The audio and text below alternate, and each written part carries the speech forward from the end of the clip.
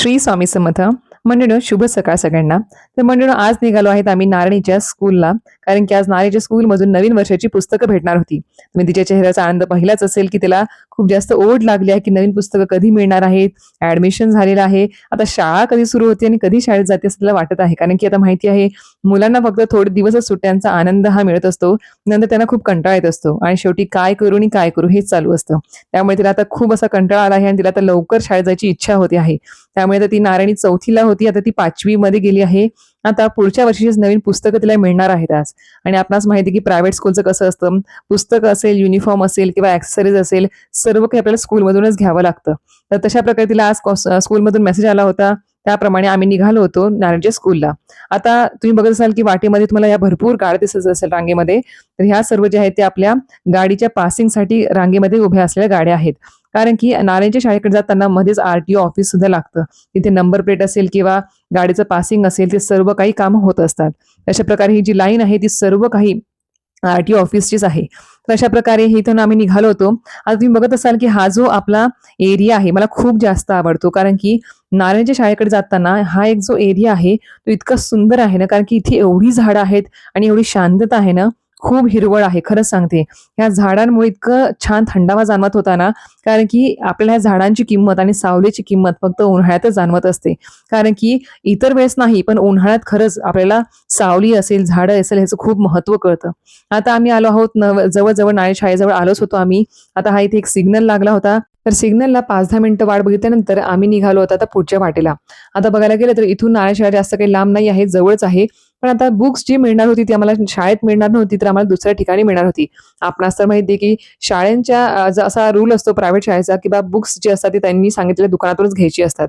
तशा प्रकारे आम्ही जिथे त्यांनी ऍड्रेस दिला होता स्कूलवाल्यांनी, तिथे आम्ही पोहोचलोच होतो. 2 मिनिटाचंच अंतर होतं फक्त.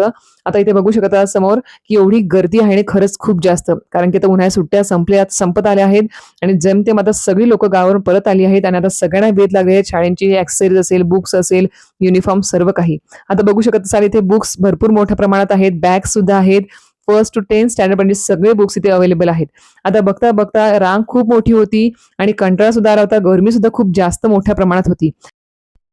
तर रांगेत उभे असताना मनामध्ये खूप विचार येत होते, माझ्या सुद्धा आणि नारायणीची सुद्धा, कारण की नवीन पुस्तकं आहेत, नवीन पुस्तकांमध्ये काय असेल, नवीन धडे, नवीन गोष्टी आणि नवीन ज्ञानाची उत्सुकता तिच्या चेहऱ्यावर स्पष्ट दिसत होती. आणि थोडी कंटाळली सुद्धा होती नारायणी, कारण की नंबर येत नव्हता लवकर, गर्दी खूप होती आणि गरमी सुद्धा खूप जास्त होती.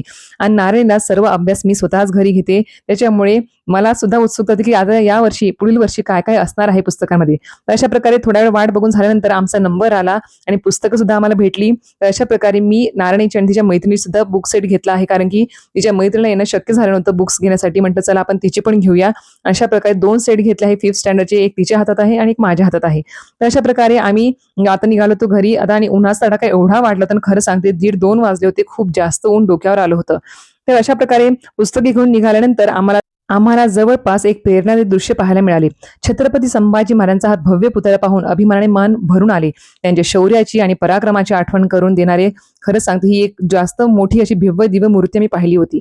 तर आता पुढे जाताना आम्ही आजूबाजूचे सुंदर रस्ते, हिरवीगार झाडे आणि परिसरातील रम्य वातावरणही कॅमेऱ्यामध्ये कैद केले.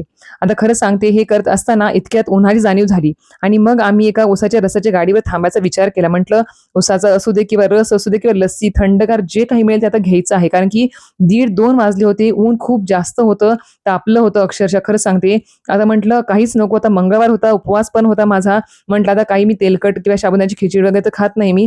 म्हटलं हेल्दीमुळे आपण एक ज्यूस किंवा रस तरी घेऊया, म्हटलं कुठेतरी थांबून आपण. अशा प्रकारे आम्हाला एका ठिकाणी हे दिसलं, आम्हाला रसवंती. तिथे आम्ही गेलो, तिथे ज्यूस पण होता, रस पण होता आणि स्नॅक्स सेंटर पण होतं. म्हटलं चला ज्यांना जे घ्यायचं ते घेतील आणि खरंच त्याचा आस्वाद घेता येईल. तर अशा प्रकारे आम्ही तिथे गेलो, खूप छान थंड असं वाटलं. आणि खरं सांगते, उसाचा रस हा इतका छान असतो ना, कारण की उन्हाळ्यामध्ये थंडावा देणारी ही एक खूप मोठी गोष्ट आहे, खरं सांगते. तर अशा प्रकारे आम्ही तिथे बसल्यानंतर आता विचार केला काय मागवायचं, तर मी आणि मिस्टरांनी मागवला जम्बो ज्यूस, जो आपल्या उसाच्या रसाचा असतो.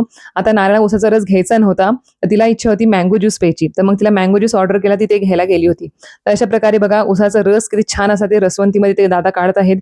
आणि खरं सांगते, हा जो ऊस होता ना, त्यांनी फ्रेश फ्रेश आम्हाला काढून दिला होता आणि उसाचा रस एवढा गोड होता ना, आणि त्या उसामध्ये एवढा गोडवा होता की खूप जास्त.